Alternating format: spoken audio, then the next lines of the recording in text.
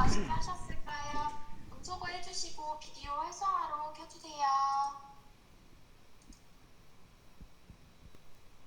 네, 그리고 제 목소리 잘 들리시는 선생님들은 손은 동그라미 한번 보여주시겠어요? 아, 네, 잘 들리시죠? 네, 그러면 이어서 교육 진행하겠습니다.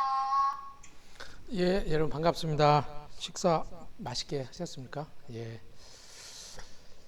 그 2교시 때는 아까 좀 이어서 우리 그 실질적인 여러분들의 그 폭력에 관련된 종사자의 폭력의 민감성과 관련된 부분들 조금 더 자세히 한번 설명을 드리고, 우리가 이제 그 박사 논문에서 이야기했던 것처럼 그 실은 스트레스, 우리가 폭력적인 상황이 연출될 수밖에 없는 그런 환경적 요인 중에서도 그걸 잘 극복할 수 있도록 하기 위해서는 대응 체계가 굉장히 중요하고, 또 지지 체계가 중요하다고 그러는데, 그 대응 체계에 관련돼 가지고 조금 더 말씀을 좀 드리도록 하겠습니다. 이거 하기에 앞서서 한번 그 저희가 잠깐요. 여러분들 이걸 좀 같이 좀 나누고 가면 좋을 것 같은데요. 여러분이 경험한 이용인으로부터의 폭력 경험이 개인과 조직에 미친 영향이 어떤 것인지 한번 우리 생각을 조금 해보시고, 채팅창에다가 한번 여러분들이 현재까지 경험한 이용인으로부터의 여러 가지 언어 이제 구체적으로 좀 이따 말씀드리겠지만 언어적인 거, 신체적인 거, 기타 여러 가지 폭력의 경험들이 개인과 조직에 어떤 영향을 미쳤는지 간단하게 한 줄씩이라도 한번 채팅창에 잠깐 한번 생각하는 시간을 좀 갖도록 하겠습니다. 생각하는 시간을 좀 가지시고 한 줄이라도 좋으니까요. 한번 남겨주시면 감사하겠습니다. 예, 잠깐 좀 생각을 하겠습니다. 여러분이 경험한 이용인으로부터의 폭력 경험이 개인과 조직에 미친 영향이 무엇인지 좀 생각을 좀 하시고 좀 해보겠습니다.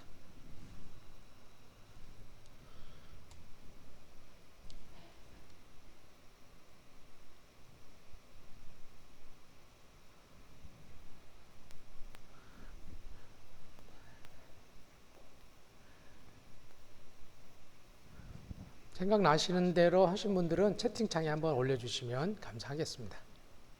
그럼 제가 한번 소개해 드리겠습니다.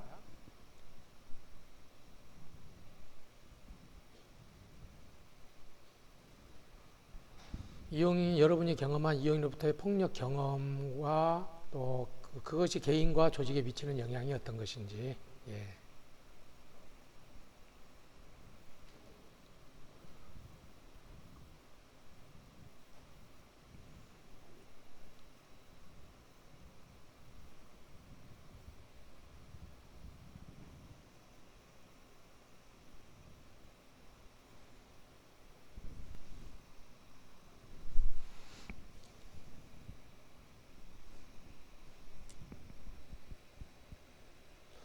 황지영 선생님 한 말씀 남겨주십시오.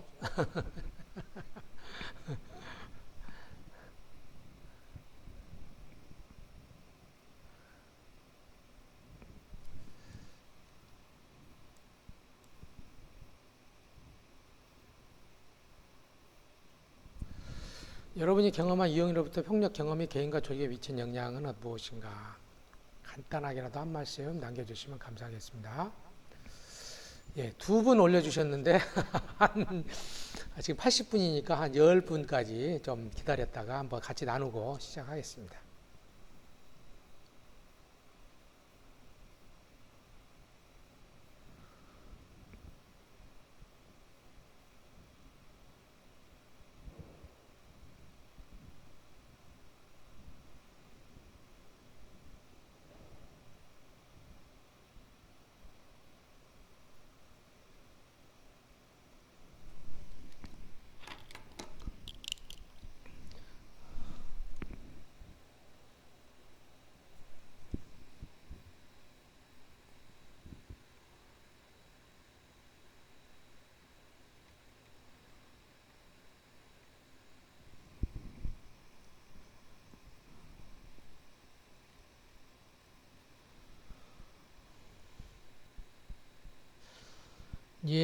여러분이 올려주셨는데 제가 순서대로 한번 소개를 해보도록 하겠습니다. 각각 시설에 따라서 언어 또는 신체적으로나 성적인 또는 정서적인 여러 가지 폭력의 경험들이 분명히 있으실 것이고 또 그것이 미치는 영향에 대해서 이제 폭력 경험에서는 이제 상실도 관련이 되거든요. 그 클라이언트의 죽음. 그래서 제가 이제 가르치는 우리 대학원생 같은 경우에는 이제 그 요양원에 이제 근무하면서 어르신들을 어떤 경우에는 길게는 한 5년 이상도 이게 케어를 하시더라고요. 그런데 이제 물론 이제 마지막에 이렇게 이제 터미널 케어이기 때문에 이제 요양원이 터미널 케어이기 때문에 조금 더 돌아가시는 것은 당연하지만 한 5년 정도 이렇게 터지다가 이렇게 돌아가시고 나니까 그러니까 돌아가시고 난 거에 대해서는 크게 이게 이렇게 좀 돌아가셨으니까 슬프다 이 정도만 생각했는데 하는 이야기가 뭐냐면 내가 이 일을 계속 해야 될 것인가 이걸 고민을 하더라고요. 그러니까 그분한테 있어서 사람이 이제 돌아가시는 것 자체야 이제 그 요양원에서는 일상적인 거지만 그것 자체가 본인이 어떤 그 사회복지사로서의 정체성이나 그 돌아가시는 문제는 본인의 어떤 과오라 그런 것이 아님에도 불구하고 정체성, 내가 이 일을 계속해야 될 것인가 이런 어떤 경험들을 나누기도 하고 또 가정폭력 상담소나 이제 이런데 저희는 저희 학교 밑에 이제 가정폭력 상담소 이런데 다니던 학생들 하는 얘기가 이제 가폭으로 신고가 되면은 이제 법원에 가서 이제 이혼 절차도 하고 그러는데 어떤 경우에는 그 법원에 왔던 그 저기가 그 보호자가 그 남편이 그 사회복지사를 차를 미행을 해가지고 이렇게 막 여기까지 따라오기도 하고 그러면서 아주 뭐 굉장히 협박적인 그래서 그러면서 굉장히 좀 불안해하고 그래서 업무에 집중하지 못하는 그런 것들도 있더라고요. 제가 들어본 경우에는 제가 여러분들이 체크해 주신 거 보니까 교사의 얼굴에 침뱉기라든지 뺨을 맞는 행동도 계시고 무리한 요구 또 무리한 요구 차량 이용에 대해 개인 비서처럼 사용하는 등 그래서 이런 부분들이 감정 노동이 많으시다. 우리 이선미 선생님 말씀해 주셨네요. 김여진 선생님께서는 우리 대화를 무시하기. 그렇죠. 이제 그거고 나면은 이제 자꾸 회피하고 싶어지겠죠. 이런 분들이 있고. 그다음에 강영주 선생님은 동일한 내용으로 특정 종사자에게만 언어 폭력을 행사함. 민원인에 대한 관리가 중요했던 기관으로서 전 직원이 민원인에 대해 고충을 하소연할 때가 없다. 그렇죠. 그러니까 이제 이런 민원인이 제시한 문제에 대해서 그러한 것을 해결할 수 있는 어떤 구조나 시스템이 필요한 거죠. 자체적으로. 이거 이제 누적이 되고 그러면은 번아웃이라든지 이직을 고려한다든지 그럴 수 있겠는데 이제 이것이 제가 오늘 강의하고 사회복지사 협회에서 이러한 그 인권보호나 사회복지사들의 어떤 그 안전보호를 할 수 있는 시스템 측면에서 이런 창구를 조금 마련하는 것이 중요하다. 그래서 이제 만약 기관 내에서 만약 그런 것이 없다 그러면 우리가 그 사회복지사 협회에서 한 라인을 만들어 가지고 24시간 어떤 언어폭력이나 뭐 이런 걸 당했을 때 상담할 수 있는 한 라인을 만들자. 이것이 이제 저희가 금년도 사회복지사 협회에서 사업 내용 중에 하나거든요. 그래서 그 안에서 안 된다 그러면 밖에서라도 그런 것들을 좀 이렇게 해줄 수 있는 것이 창구가 필요하다 생각이 들어집니다. 그 다음에 우리 임정수 선생님께서 갑자기 교사 얼굴을 긁는다든지 또 이용인에 그랬을 경우에는 이제 이후에 이용일 그렇죠. 그런 경험일 때는 이용에 다가가기 좀 두렵다 이렇게 또 말씀을 해주시고 이순아 선생님께서는 보호자분들이 아랫사람처럼 대우를 한다. 이렇게 또 하시고 그 다음에 이제 이효진 선생님께서는 당연한 권리라고 생각하는 것 같아요. 감사하는 마음이 없다. 그러니까 요즘에 이제 사회복지 클라이언트들의 인권과 권리가 많이 향상이 되면서 그런 당연하게 생각하고 이런 것들을 하면서 우리가 사회복지사의 어떤 그 직무 만족이라든지 뭐 이런 데 좀 어려움이 있지 않겠나 생각도 들어지네요. 노선미 선생님께서는 자신의 기분대로 행동한다. 그러는 과정에서 우리의 자존감이 떨어지기도 하고 또 다른 센터 이동 후 전 센터 험담 그렇게 되죠. 그 센터에서는 시설장님께 그 내용을 전달한다. 뭐 등등. 그래서 그러니까 이제 실은 그 기관 안에서 어떤 그 이러한 그 이용인에부터 폭력이라든지 여러 가지 것들이 그러니까 이용인의 폭력도 문제지만 그것을 기관 차원에서 적절하게 대우하지 못하는 것이 사회복지사들한테는 좀 서운하겠죠. 그래서 이제 그 노인요양원에 이제 근무하신 어떤 분이 이제 어르신인데 이 어르신이 이제 이렇게 조금 그 성적인 행동을 하시려고 했나 봐요. 그러니까 이제 이 요양보호 선생님이 이걸 밀쳤네 이렇게 방어한다고 그러면서 약간 조금 이제 좀 다치셨대요. 그러는데 그러한 행위에 대해서 이제 그 민원 보호자들이 와가지고 이렇게 이제 말씀을 그 따지는데 이런 것 같은 경우에는 이제 어떤 그 기관 차원에서 조금 더 어떤 그 대응해주고 어르신들이 그런 특성 때문에 그런 부분이기 때문에 대응해주고 보호를 해줘야 되는데 기관에서 너무 이제 이렇게 강력하게 하면은 또 이제 다른 기관으로 또 가시고 그러니까 관리 측면에서 너가 알아서 해라. 내가 알아서 마무리 네가 했으니까 네가 알아서 해라. 이런 식으로 이렇게 해서 굉장히 좀 마음이 어려우셨다. 그런 이야기를 좀 들은 적이 있는데 그러니까 이제 실은 클라이언트로부터 받은 폭력 서운하지만 그거에 따라서 기관에서 사전이나 사후에 어떤 식으로 보호해주고 하는 것이 더 서운하고 또 직무 만족을 높일 수도 있고 낮출 수도 있고 좀 그런 것 같습니다. 예. 등등등 이렇게 말씀해 주셨습니다. 예, 요 정도 말씀드리고요. 또 한번 또 진도 한번 나가도록 하겠습니다. 자, 앞에 이제 개념에 대해서 말씀을 한번 드렸고요. 폭력 행위에 대해서 말씀드렸습니다. 자, 그다음에 이제 상실에 대해서도 한번 말씀을 한번 드려야 될 것 같아요. 이 상실은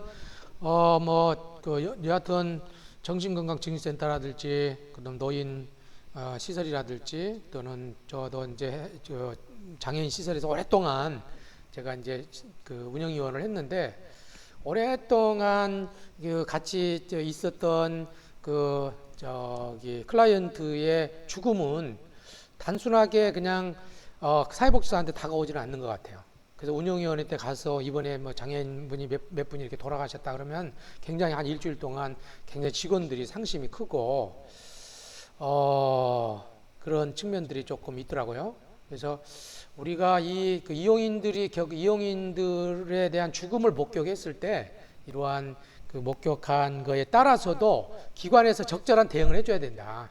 노인 요양시설 같은 경우에도 예를 들어서 어르신이 모시고 죽었다 그러면 그 하는 측면들이 있으시잖아요. 이렇게 그러면은 그런 부분들을 상담을 해준다든지 아니면 며칠 좀 쉬게 할 수 있는 방법이라든지 그 상실에 따라서 겪고 있는 어려움에 대해서 조금 관심 있게 좀 해줄 필요가 있겠다 그런 생각이 조금 들어집니다.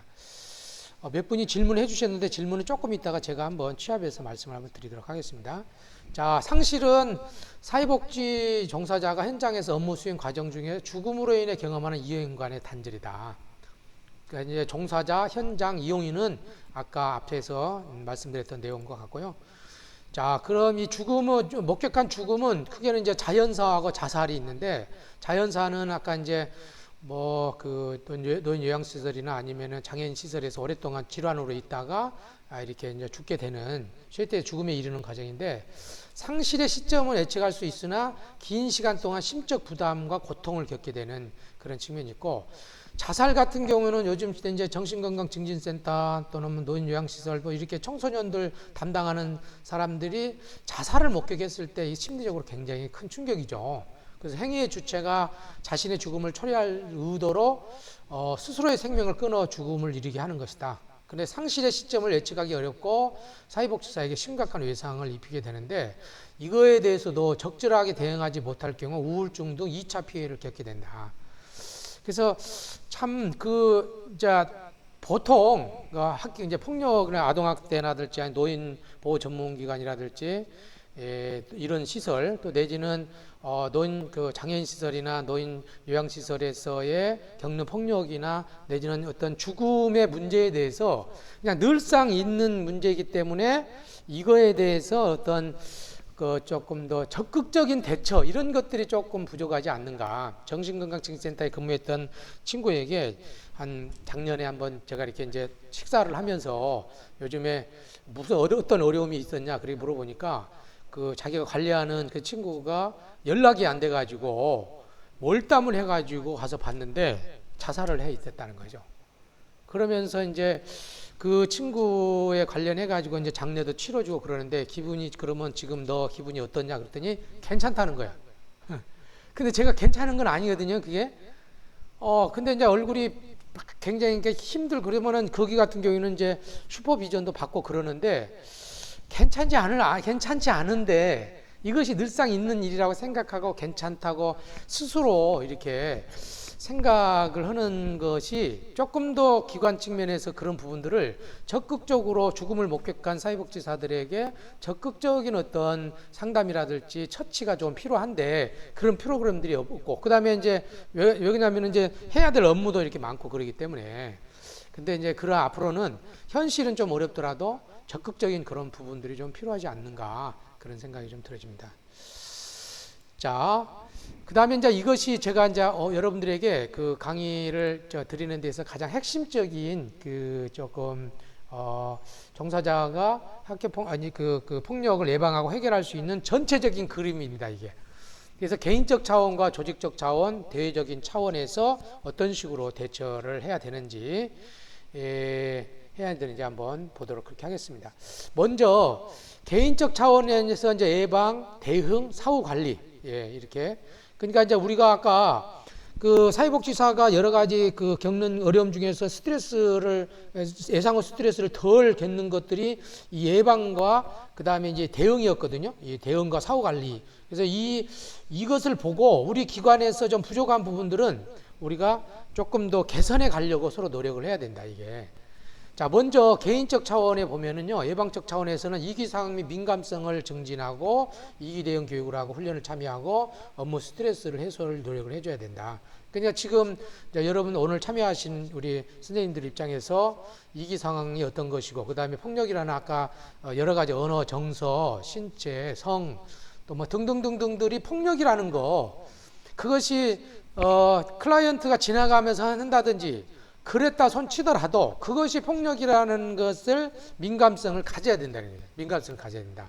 그 다음에 오늘처럼 이기 대응 교육이라든지 이런 훈련들을 이제 저는 좀 더 포괄적인 것을 하지만 기관 내에서 조금 더 기관 내에서 어떤 그 대응 교육 같은 경우를 받고 훈련하는 것들이 좀 필요하고, 그 다음에 업무 스트레스 해소 노력을 필요하다.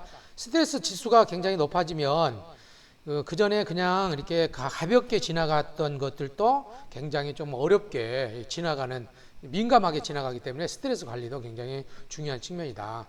그 다음에 이제 여기 대응에서 그래서 기관에서 만들어 놓은 위기 상황 이 부분들에 대해서 안전 원칙, 안전 수칙을 잘 준수하고 위기 상황을 지각하고 대처 역량을 강화해야 된다. 어떤 상황이 위기 상황인지, 그래서 어떤 사람과 어떤 상황이 위기가 우리에게 위험을 줄 수 있는 상황에 대해서 미리미 기관별로 이렇게. 그래서 이제 장애인 시설 같은 경우도 제가 이제 강사 교육도 보니까 갑자기 장애인 친구 이렇게 하다가 갑자기 그냥 얼굴을 때린다든지, 또 치매 어르신이 모시는데 목욕하는 과정에서 갑자기 이렇게 해가지고 때린다든지 이런 상황이 있는 것 같아요. 그래서 우리가 초기에 이제 사회복지사가 처음에 이제 배정이 되고 온다 그러면, 또 내지는 클라이언트가 새로 오게 되면 그 보호자들로부터 이 클라이언트가 어느 때 폭력적일 수 있는지에 대해서 미리 사전에 체크리스트를 만들어서 그것을 모니터링하고 그런 부분에 위기사항을 빨리빨리 민감하게 대처할 수 있도록 하는 거, 그리고 거기에 따라서 어떻게 대처할 것인가를 고민하는 것이 필요하다. 그 다음에 위험 평가 및 분석을 해서 기관마다 요즘에 어떤 부분들이 참 위험한 부분들인지, 요즘에 이제 우리가 이제 애석하게도 우리 광주에 5층 건물이 무너져서 많은 사상자가 됐는데, 좀 건물이라든지 이런 것뿐만 아니라 우리가 사회복 시설 안에서의 언어 정서, 이 폭력의 부분에서도 어떤 것이 위험한지 아닌지에 대한 것들을 조금 더 모니터링하는, 체계적으로 모니터링하는 것들이 좀 필요한 것 같아요. 그냥 단순한 업무니가 한다기보다도. 그래서 이제 위험 평가와 분석 이런 부분들 좀 신경을 써야 되겠고, 사후 관리로서 이제 보고 후 필요 조치를 한다든지, 치료 및 상담 아니면 이제 휴식을 취한다든지, 법적 대응을 결정한다. 어떤 부분들은 이제 법적인 대응을 해야 너무 무리하게 해가지고 했을 경우에는 법적 대응을 해야 된다. 그래서 기관 차원에서 이것을 법적 대응으로 갈 것인지 아닐 것인지를 또 우리 담당자하고 결정을 해가지고 하기도 하고, 굉장히 이런 것들이 좀 필요하다. 개인적인 차원에서는. 자, 그 다음에 이제 조직적 차원에서는 이 부분들이 저는 좀 중요하다고 보는데요. 자, 위기 대응 매뉴얼 제정과 주기적 검토가 필요하다. 실질적으로 재작년에 광주 사회복지사 협회에서요, 조사를 해보니까 위기 대응 매뉴얼이 거의 다 있었어요. 80% 90% 다 있었어요. 그런데 실질적으로 그러면 그것이 작동이 되는 매뉴얼인가, 정말로 필요한 작동이 되는 매뉴얼인가에 대해서는 조금 더 생각을 해봐야 된다. 그냥 그 매뉴얼이 있다 그것이 아니고, 이 매뉴얼을 가지고 실질적인 어떤 그러한 폭력의 문제를 예방하고 폭력 이후에 그런 어떤 입은 트라우마를 극복할 수 있는 매뉴얼인가를 조금 더 우리가 체계적으로 좀 검토할 필요가 있고, 위기 예방 교육 체계의 수립과 실시, 이용자, 관리자, 종사자, 이것이 중요한 거거든요. 그러니까 이제 우리가 위기 예방 교육, 그 폭력 예방 교육 이런 것은 주로 이제 여러분들 여기에 계시는 이제 관리자님도 계시고 사회복지 종사자님도 계시지만 이용자한테도 교육을 해야 된다. 이용자. 그러니까 우리가 재가센터든 아니면은 우리가 약간 이제 여기 아동 양육시설 같은 데에서도 우리가 아동들이 요즘에 보면은요, 조금만 우리 선생님들이 뭔가 이렇게 좀, 자기네들 마음에 안 드는 이야기를 하면 아동학대로 이렇게 신고한다고. 공부하기 싫은데 학원을 억지로 가게 한다. 막 이렇게 하면서 아동학대를 이렇게 막 거론을 대면서 막 그것 때문에 굉장히 좀 상심하신 선생님도 뵀는데요. 우리가 그러니까 이제 아동 양육시설이다. 그러면 너네들이 선생님한테 이렇게 하는 것은 선생님에 대한 폭력행위다, 이게. 예, 폭력행위다. 이렇게 선생님들이 피부적으로 느껴지는 아동 학대에 대한, 폭력에 대한 그러한 것들을 체크리스트를 만들어가지고 그 아이들한테도 교육을 해야 된다는 거예요. 이용인이 폭력을 해드리지 않도록 해야 된다는 거예요. 재가센터 같은 경우도 마찬가지거든요. 재가센터 같은 경우 보호자들이 이렇게 하고 있기 때문에 그래서 일단은 우리가 어떤 부분에 있어서 우리 종사자들이 어떤 언어적이나 신체적이나 정서적인 부분의 폭력인지를 체크리스트를 만들고 또 그러한 부분들이 이렇게 이용인이라든지 아니면 보호자들이 폭력 행위를 하지 않도록 교육을 해야 돼요. 그러니까 제가 여러분들한테 오늘 교육한 것처럼 여러분들이 담당하는 이용인, 아동이든 장애인이든 뭐든지 당연한테도 이러한 교육을 정기적으로 실시해야 된다는 거죠.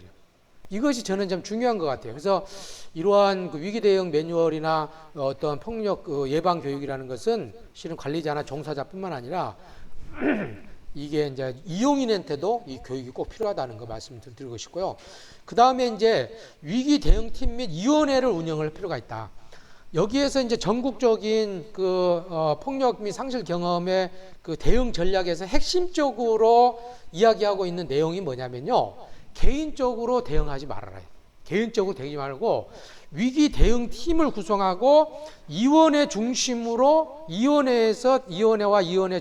대응을 해야 된다는 거죠. 그러면 여기서 이제 보통은 이렇게 개인이 한다든지 아니면은 뭐 시설장님이 한다든지 그렇지만 실은 시설장님도 하나의 폭력의 대상의 이용인으로부터의 또는 보호자로부터의 폭력에 노출이 되거든요. 그러니까 이것을 대응팀에서 운영하도록 위원회를 구성하고 대응팀에서 그것을 사전에 어떤 폭력 상황이 발생할 수 있고 그럴 때는 어떻게 해야 되고 그 후에는 어떻게 할 것인가를 위기 대응팀을 구성하고 실질적인 운영을 하는 것들이 굉장히 중요하다 이렇게 말씀드리겠습니다. 그 다음에 안전한 환경체계를 구축한다. 이 안전한 환경에 대해서는 조금 더 말씀을 드리고요. 그 다음에 위험을 보상할 수 있는 미리 이제 보험 같은 것을 가입해서 상해가 있었을 경우는 할 수 있도록 해야 된다.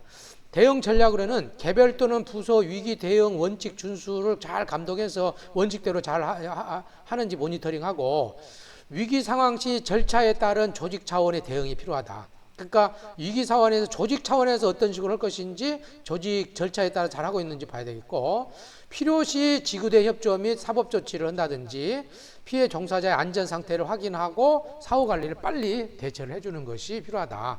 그러니까 이런 활동들이 잘 되면 폭력 경험이 있더라도 사회복지사가 외상후 스트레스 장애로 가지 않았다는 거죠.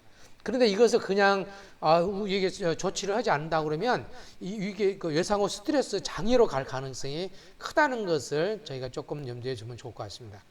그 다음에 이제 피해 종사자의 의료 및 심리 지원 추진을 해주고, 그 다음에 사법 처리 시 피해자 지원 및 지원 자원을 연계하고, 이연 평가 및 정보 공유로 재발 방지 대책을 마련하고 재발 방지 교육을 하는, 그래서 이런 부분들이 사후에 적절하게 이루어져야 된다. 그 다음에 이제 대외적 차원도 한번 보면, 대외적 차원에서는 이제 지금 이제 기관 아래서 한다고 그러면 대외적 차원에서는 이제 사회복지사 협회라든지 협의회라든지 아니면 이제 시나 이 차원에서 이제 좀 제가 필요한 부분이 있다고 하는데요. 이기 관련 지원을 제도화한다든지 보수교육 같은 이용교육 훈련 수행 지금 저희가 하고 있는 이것처럼 하고, 그 다음에 이용자 인식 개선을 위한 홍보와 교육, 그래 우리가 이제 그 서비스를 어떤 식으로 잘 이용할 것인가에 대한 교육도 필요하지만 우리가 여러분들이 만나고 있는 사회복지사에 대해서 인권을 존중해주는 그러한 교육도 우리가 이제 사협이라든지 아니면 협의회라든지 홍보 차원에서 그 종사자에 대한 어떤 인권 존중의 홍보 방법, 홍보도 우리가 조금 만들어야 된다. 우리는 이제 대부분 이제 그 클라이언트의 서비스와 관련된 것만 이런 걸 만들었지만 협의회나 사협 같은 데에서는 이런 이제 이용인들이 함부로 대하지 않는 인식 개선에 관련된 것들이 좀 필요하다는 거죠. 또 개별기관 위기 예방 체계 구축 지원 시스템을 구축하자. 그래서 금년도에 이제 사회복지사 협회에서 기관별로 이러한 위기 예방 체계 구축을 위한 조금 지원비를 조금 책정을 했거든요. 그래가지고 기관별로 이런 부분들은 조금 더 우리가 위기를 이렇게 하겠다 그러면은 사협에서 이제 아마 홍보 사업으로 조금 더 소정의 지원비를 줘서 이거 시스템을 구축하도록 많은 돈은 아니더라고요. 보니까 나 이렇게 좀 이렇게 지금 사협에서 준비를 하고 있고요. 대응 체계를 보면 이제 법률 상담, 대응 창구 마련, 위기관리 자문위원회 활동, 잠재적 위기 종사자를 위한 온라인 상담실 운영. 이것이 지금 이제 저희가 기관 내에서도 이런 시스템을 구축해 주면 좋은데 기관 내에서 업무나 여러 가지 안 되면 사협에서 이걸 지금 하려고 그러거든요. 그래서 24시간 여러분들이 겪고 있는 폭력의 문제를 한라인을 만들어 가지고 계속해서 인권 차원에서 한라인을 만들어 상담실을 운영하고 그 다음에 이제 이것이 조금 법 제도화를 위해서 저희가 이제 제도화 위원회를 사협에서 이번에 구축을 합니다. 그래가지고 우리가 사회복지사들의 인권과 안전이 보호될 수 있는 시스템 이런 것을 위해서 저희가 이제 법제화 세미나도 좀 하고 그 다음에 관련된 그 의원들이나 또는 관련된 이제 그 사회복지 담당 공무원 또 이분들을 좀 초청을 해서 실질적으로 현장에서 어떤 위기가 있는지 어떤 측면에서 인권이 또 여러 상황에서 무시가 되고 있는지 그런 것들을 예방하고 해결하기 위해서 어떤 조례가 좀 필요한지 이것이 지금 3차년도 저희가 이제 그 공동모금회와 사회복지사 협회에서 지금 중점적으로 추진하고 있는 상황이거든요. 그래서 이제 요것도 조금 더 추진이 되면 현장에 계신 여러분들에게 좀 도움이 될 것이다 생각이 좀 들어지고요. 그 다음에 이제 위기 종사자를 위한 온오프 상담실 운영, 위기 종사자 회복 프로그램 제공, 필요시 의료 또는 법률 대응. 그래서 이제 위기 종사자 회복 프로그램은 현재 그 사협에서 클라이언트로부터의 폭력 경험 이후에 근무에 어려움이 있다든지 그러면은 저희가 이제 그 사협에 연락을 하시면 회복 프로그램 있으시거든요. 그러면 작년에 한 사람당 인원은 많지는 않았어요. 많지는 않았는데 한 사람당 한 150만 원 정도의 상담 비용이 들어가는 것 같아요.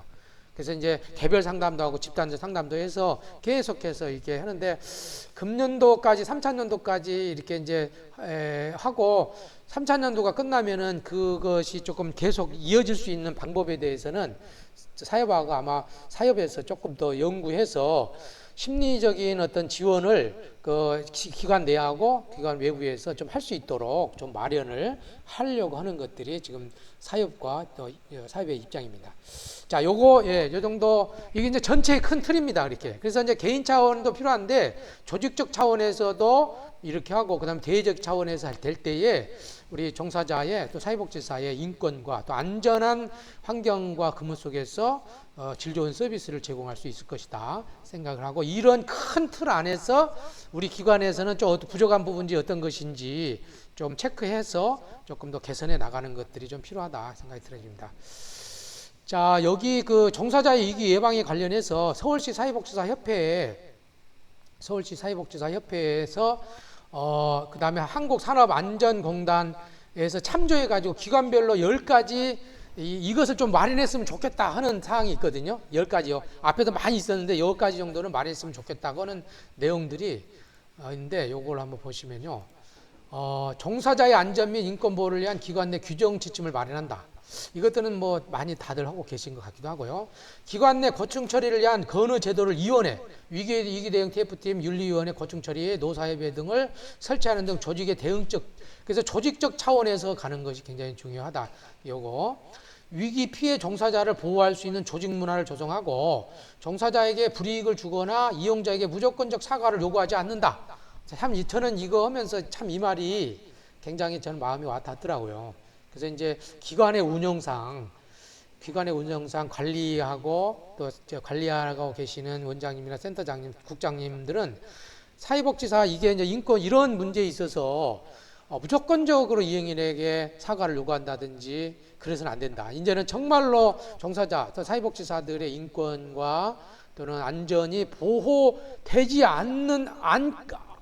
않고서는 클라이언트의 인권이 보장이 안 된다. 저는 그렇게 생각을 합니다. 그래서 이런 조금 더 인식을 좀 가지면 좋을 것 같고요.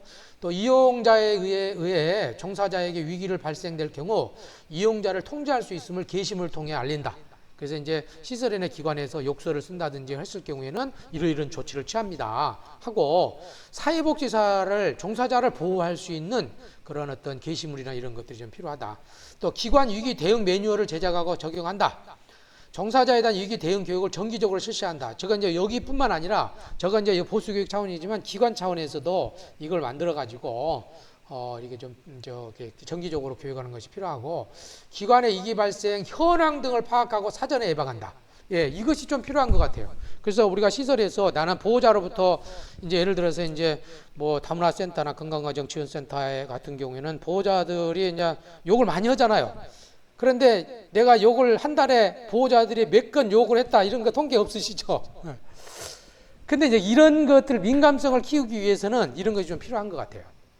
우리가 우리 어른들 생각하기에 폭력이라든지 언어라든지 신체라든지 이런 부분에 있어서 우리가 종사자로부터 아니면 이용 보호자로부터 어느 정도의 이렇게 조금 더 그 빈도를 잘 해야 거기에 맞춰서 우리가 대응도 하고, 와, 우리가 정말로 언어 정서적인 것들을 한 달에 이 정도로 이렇게 하고 있다. 나도 모르는 사이에 누적적으로 문제가 생길 수 있기 때문에 이런 부분들도 우리가 조금 더 현황을 잘 파악하는 게 중요하겠다.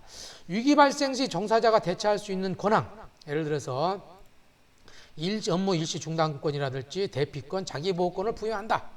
자, 위기 발생 직후 휴식을 제공하고 이를 위해 휴게 시설을 설치한다.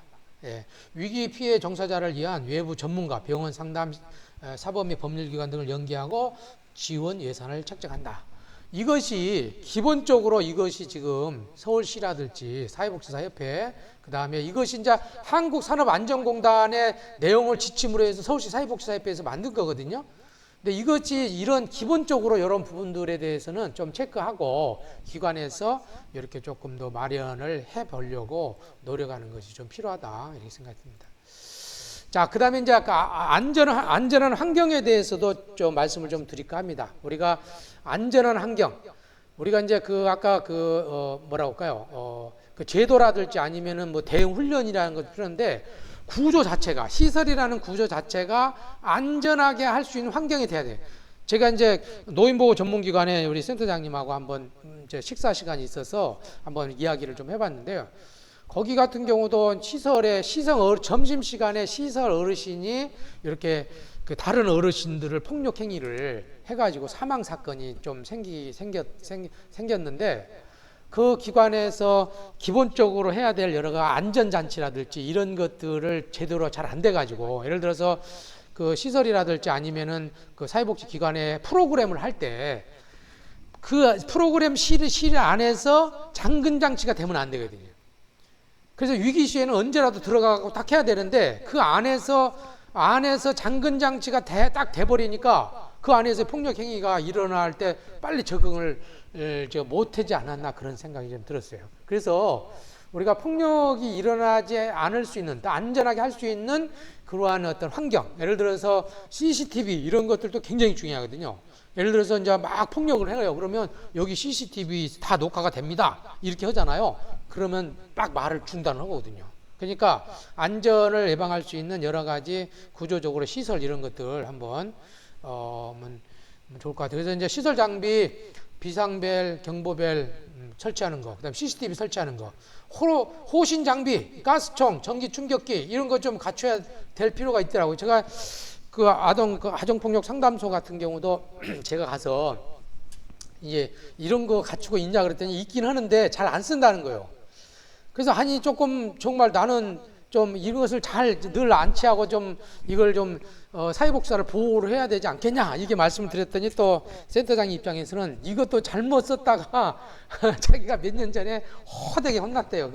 그 센터에서 아니 그 민원 이것이 잘못 좀 활용을 해가지고 뭐 인권 측면에서 굉장히 어려움이 있었다고 그러더라고요. 근데 그만큼 사회복지사는 클라이언트 인권은 굉장히 강한데 사회복지사가 자기를 지키기 위해서 하는 이런 행동에 대해서는 이게 지금 보호할 장치가 부족한 거죠. 그러니까 나는 이제 이렇게 그 폭력 행위가 많이 담당하는 그런 그 센터라든지 이런 경우에는 자기 보호장 경찰들처럼 이런 데 좀 안전하게 좀 할 수 있도록 그래도 문제가 없도록 좀 해야 되지 않을까 그런 생각을 좀 들으시고요. 그 다음에 이제 외부 업체 및 기관과 협약해서 경찰, 소방서, 보안업체와 협약해서 문제가 생겼을 때 바로 출동할 수 있도록 한다든지. 다음에 종사자 외부 접근성, 종사자 개인 신상 정보 보호 시스템을 구축한다든지, 방문자 신분증을 확인한다든지, 또 방문자의 폭력이나 유해 내력 등의 확인 체계를 구축해서 누가 그 전 기관에서 폭력이 있었다든지 이런 것들을 조금 더 좀 잘 확인해서 좀 해볼 수 있는 이런 것들 시스템도 좀 필요하다. 감염 예방은 두말할 것이 없는 것 같아요. 요즘에 이제 감염 관련해서는 굉장히 많이 우리가 신경을 조금 쓰고 있는 부분들인 것 같고요. 그 다음에 이제 환경 구성을 보면 여기서 보면 이제 이용자가 자주 이용하는 장소들의 경우 내부가 잘 보이도록 공간을 배치해야 된다. 예. 그러니까 자주 내부가 잘 보여서 조금 문제가 있었을 때 빨리 대책할 수 있도록 한다든지, 사무 공간과 이용자가 방문자 대면 공간을 좀 구분한다든지, 그 공간을 좀 깨끗하게 정리한다든지, 이용자가 이용하는 장소에는 던지거나 무기로 사용될 수 있는 문거를 미리 치운다든지, 이렇게 해서 사고가 발생되지. 아주 그 클라이언트가 굉장히 감정적으로 흥분을 하고 해서 무기가 될 수 없는 되는 부분들, 이런 부분들은 미리미리 좀 치워놓는다든지 그런 거 좀 필요하겠죠. 또 기관의 일반적인 이용자 수칙과 사업별 프로그램 이용자 수칙은 필요시 제작 후 공지한다. 그 다음에 이제 굴절되거나 구속된 시야가 가려진 곳은 CCTV 설치하거나 반사경을 잘 설치를 해놓는 거. 또 사용하지 않는 장소는 이용자가 이용하지 않도록 잠근 장치를 해놓는다든지. 그래서 이제 여기 보통 이제 잘 사무실 이용하지 않는 장소 같은데 이제 뭐 일반 꼭 사회복지 시설뿐만 아니라요, 일반 영업 장소나 이런 데 같은 데서도 사용하지 않는 장소 이런 데에서 굉장히 범죄라든지 이런 게 많이 일어나거든요. 그래서 이제 상호하지 않는 장소 같은 경우는 잠진 장치를 잘해서 좀 위험에 노출되지 않도록 하고, 응급 상황에 대비한 안전한 공간, 우리가 응급 상황이 있을 때 안전하게 피신할 수 있는 그런 공간이 어떤 것인가. 이게요, 그 99번 잘하다가 한 번 사고 나면 큰 문제거든요, 이게. 그래서 그 한 번을 예방하기 위해서도 우리가 이런 부분들에 좀 민감성을 정말 가져야 된다, 그래서 이런 공간 마련도 좀 필요하다는 거 말씀드리고 싶고요. 그 다음에 이제, 여기는 아까 저기를 조금 이용자들에게 종사자들의 안전을 보장받아야 된다는 존재임을 알리는 포스터 현수막을 관내에 상시 게시하는 것이 좋다. 예를 들어서 뭐 여러분의 따뜻한 말 한마디 고맙습니다. 이거 복지관 거를 제가 갖고 왔거든요. 여러분의 따뜻한 말 한마디가 더욱 친절한 복지관을 만듭니다. 여러분들 아름다운 미소와 배려가 행복한 일터를 만들어줍니다. 마주하고 있는 사회복 종사자를 존중해 주세요. 지금 마주하고 있는 사람도 누군가의 귀한 아들, 딸입니다. 우리 직원에게 무례한 행동을 하시면 퇴장 조치됩니다. 이런 것도 있고요. 우리가 폭력행위라든지 이런 거 했을 경우에는 법 조항이 있어요. 저희가 여러분들에게 그 사회복지협회에서 배부했던 매뉴얼에 보면 폭력이라든지 언어, 정서, 신체 여러 가지 폭력 행위에 있을 때 법 몇 조 몇 항에 의해서 처벌됩니다. 이런 것들도 빈번하게 하는 경우에는 좀 게시를 해가지고 이용자들이 그것을 잘 조금 숙지하고 조심할 수 있도록 만들 필요가 있는 것 같아요. 그래서 이런 부분들도 우리가 종사자의 인권을 보호할 수 있는 이런 부분들도 우리가 조금 더 관심을 갖고 게시하는 것이 좀 필요하겠다 생각이 듭니다. 자, 대기실 같은 경우는 깨끗하게 관리해서 차분한 음악을 틀어놓고 뭐 읽을 거리 간단한 간식을 배치한다든지, 뭐 폭신한 의자를 배치해서 편안함을 주고 가구와 물건 등은 무기로 사용될 수 있는 만큼 주의를 기울여야 된다. 그래서 어떤 경우에는 의자 같은 경우가 들고 던질 수 있기 때문에 딱 붙어갖고 떨어지지 않는 거, 이걸로 좀 배치를 하면 좋겠다는 분도 계시고, CCTV나 응급 다이얼, 비상벨들, 이 보안 장비를 잘 거쳐서 이게 딱 누르면은 바로 다른 기관에 이렇게 조금 연락이 될 수 있도록, 다른 부서에 연락이 될 수 있도록 그런 것들. 동사무소 같은 데 보면은 민원인들이 막 많으니까 그 동사무소 민원 보는 분들 그 뒤쪽에 보면은 비상벨이 있더라고요. 제가 이쪽에 남구 양림동 쪽에 보니까, 그래서 언제라도 2급 상황에 쉽게 볼 수 있도록 비상벨을 탁 누르도록 그렇게 돼 있더라고요. 이런 것들도 위기 상황에서는 조금 더 민감하게 좀 이런 부분들이 좀 필요하다 생각이 좀 들어집니다. 사무실 아까 설명을 드렸는데요. 한번 여기에 한번 참조하시면 될 것 같고요. 상담실 같은 경우도 우리가 그 위기 경험 시에 가장 어려움을 겪고 있는 것 중에 하나가 뭐냐면 상담할 때 좀 어려움이 있다고 하더라고요. 그러니까 클라이언트와 여러 가지 관련해서 상담할 시에 굉장히 좀 위험을 느낀다, 이렇게 지금 그 응답에서도 많이 나왔는데요. 그래서 상담실 같은 경우는 출구가 있는, 2개의 출구가 있는 것은 좋으나 하나일 경우에는 종사자는 출구 쪽에 배치한다.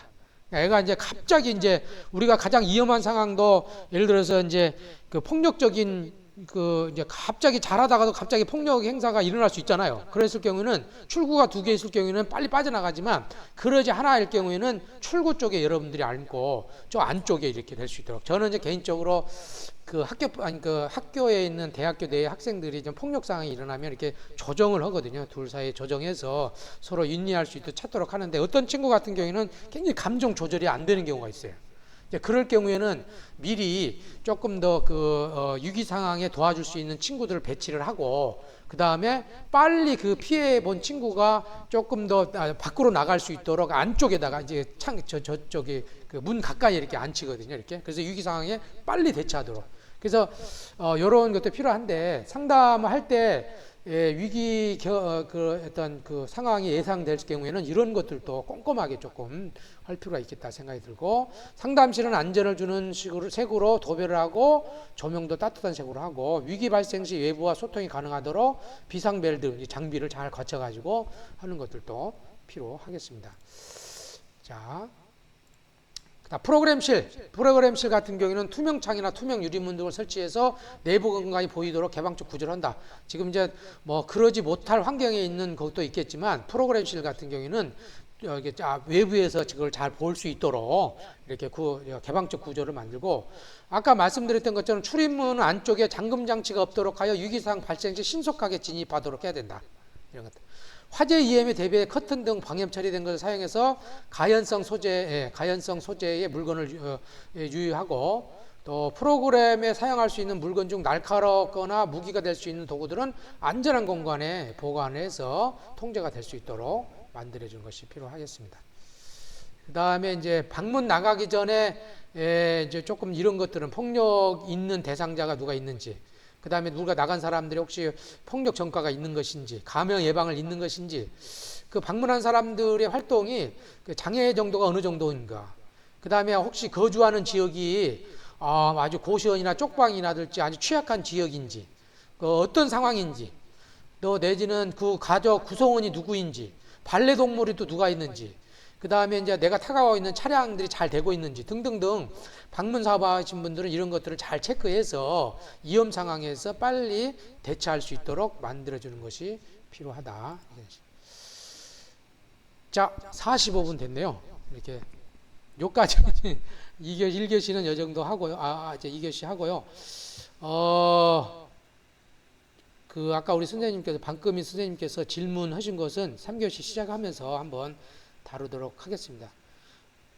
질문 혹시 있으시더라도 참으시고 3교시 시작하면 하도록 그렇게 해도 될까요? 그러면 15분 동안 쉬도록 하겠습니다. 수고하셨습니다.